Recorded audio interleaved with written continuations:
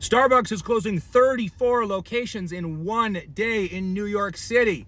So right now, Starbucks is under $1 billion restructuring. So what does that look like? Well, Starbucks and their new CEO, Brian Niccol, who many of you will remember unfavorably from what he did at Chipotle the last year that he was there, where he went all over TV and told everybody that they hadn't decreased the portion sizes and that they weren't charging more for the food, even though the food had like 3x since the time that COVID started, and the portions were like laughable when you'd order online. Now that he's been out, the portions have kind of gone back to normal. Thank you, Starbucks, Chipotle for doing that.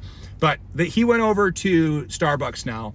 And so they're going to be laying off all these workers, closing all these locations. And basically the plan for Starbucks is to do what they call a third space effect. If you don't know what a third space effect, it's this. So you have your home, you have your work, and then you have to have a third space businesses believe that you spend your time in. Now, gyms are a third space. Starbucks wants to be the third space that you hang out in. So they're trying to get away from the model where you just quick pop in, grab your coffee and leave. They're trying to get you to stay there and spend more money. So they're trying to refurbish at about $150,000 a store, a whole bunch of stores, to make them more welcoming. They're also having the baristas write on the cups, have to do a bunch of greetings, all this kind of stuff. The baristas, who are already incredibly overworked, don't like this. There's been a ton of videos already on social media from people that are like, this is so stupid. People just want to get their coffee and go to work.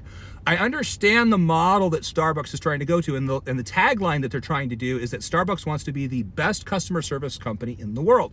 The problem with that is if you look at other great customer service companies like Costco, like In-N-Out, like Chick-fil-A, that have incredible customer service and train it, and even though they are franchised, are able to put that out and maintain it, is that people are not in an incredible rush to do things at this location. Yeah, you want to get your burger, but if the staff is friendly at Chick-fil-A or at In-N-Out, it doesn't take that extra 20 seconds to be friendly for them to ask you your name, for them to wish you have a good day.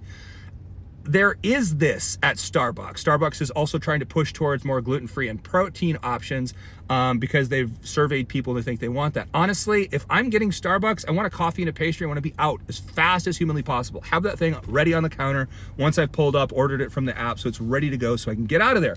And I just don't think that, maybe I'm wrong. Maybe there's a lot of folks that want to sit in Starbucks and chill all day, but already from all the messages that I got from previous Starbucks videos from their employees telling me the baristas are incredibly overworked, the new ordering system is a mess, takes even longer to get orders out now. They're very frustrated, they feel very underpaid, and I think that Starbucks is going the wrong way with a lot of this kind of stuff. They really need to look at what they're doing, because this is the model. People want their coffee fast, and that's why they go to Starbucks, and the drive-thrus and all this kind of stuff. And if you make it much more complicated and you make it much more steps, people are not going to want to do it. But let me know, am I wrong? Do you guys think that people want to spend a lot more time in Starbucks?